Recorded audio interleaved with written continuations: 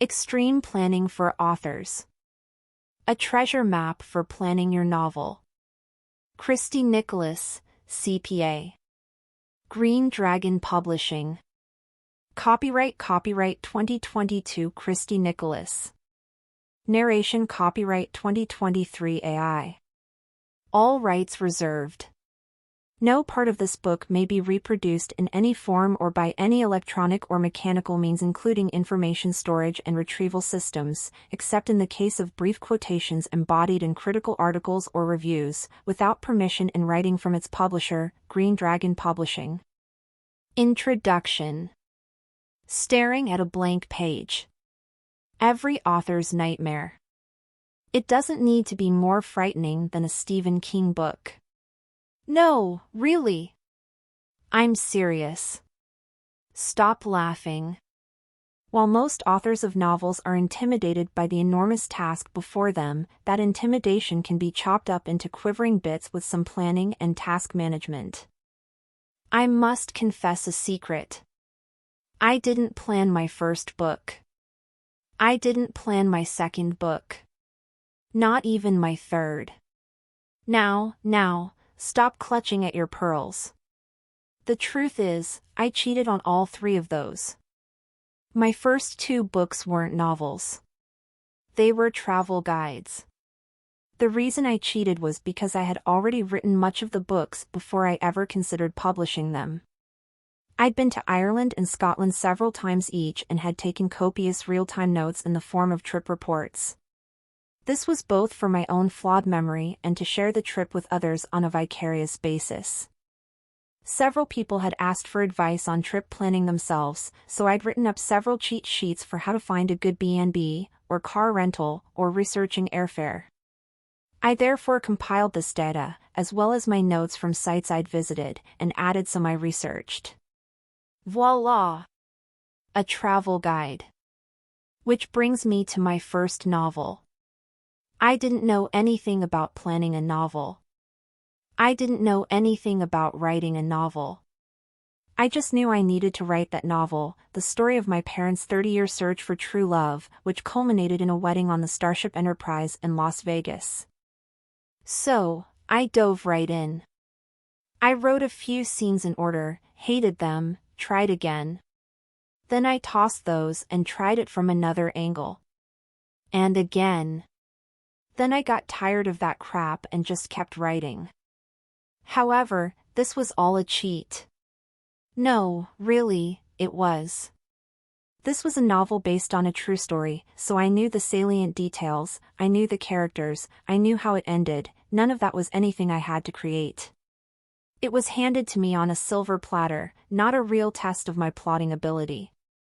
After the first draft, I decided I wanted to add a second point of view, that of my own as the researcher who found her father after 30 years, when he didn't even know he had a child. So, I went back to add all that in. In the end, I had a relatively cohesive tale, but the editing was atrocious. However, I didn't realize it, and published it with a friend's micro-publishing company. Many years later, I've gotten the rights to the novel back, and rewrote it, knowing what I've learned about writing in the meantime, and republished. I was in a state of permanent facepalm reading the first version. Not planning, and not properly editing, had led to so many continuity errors, outright contradictions, and plot holes, I'm amazed anyone liked it. Now, not everyone is a planner.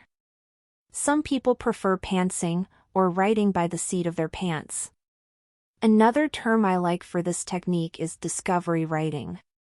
If you prefer that way, you may be thinking, planning, blah, blah, blah, outline, blah, blah, blah. Most authors are on a spectrum somewhere between extreme pantser and extreme planner. But I think most authors could find some useful tools in this book, tools which might allow them to sculpt that horrifying prospect into digestible chunks. Sorry for the graphic imagery. I guess Stephen King is still on my mind. Please keep in mind that this book just demonstrates some ways in which authors can plan, write, and publish their books. It's novel-centric, planner-centric, historical fiction-centric, and me-centric. I am in no way putting forth that this is the only way to write, or even to plan, a novel. As the saying goes, your mileage may vary. The process of writing a novel is a scary mystery to most people, sometimes including those who actually write novels. My own process is just one of thousands of processes, but here is a peek into my mad method. Contributors. No one writes in a vacuum. Editors, beta readers, author friends, and resources all simmer in an author's mind to distill into the final product. I've gotten some fantastic input from my beta readers, such as Ian Eric Morris and author Lee O'Connell, as well as authors Matea Orr and Joseph Cranes on some of this material, and their help has been invaluable. In addition, I've done lots of research online, gathering data from places like Writer's Digest, Readsy, Ads for Authors, Writers Beware, and Absolute Write Water Cooler. Nothing proprietary, of course, but general information that might be helpful for the budding author. The author group I am part of has been the most help, allowing me to see how my process was different from others. This group was organized and is run by fellow author Melora Johnson and has been the single most invaluable tool I've had as an author. Part 1, The Planning Stage. Chapter 1, Planning versus Pantsing. Planner, one who creates a writing plan before and or during their writing process. Pantser, one who writes by the seat of their pants, allowing creativity to guide their story during the writing process. I am a planner. That doesn't mean I am rigidly required to adhere to my plan, but I do make a plan and mostly follow it. No one is 100% pantser or planner, rather most writers are on the spectrum between those extremes. Despite my adoration for a well-crafted plan, that plan has run afoul of my story many times. One scene becomes 8 becomes 1.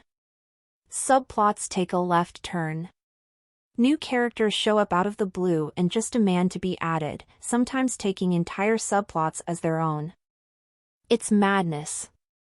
However, that doesn't mean I won't plan the next book. I just hold in my heart the understanding that the best laid plans of writers and authors must be modified as required. Just like any war, tactics change as the battlefield conditions do. So, whether you see yourself full of pants or a plan-loving word bug, settle in and enjoy.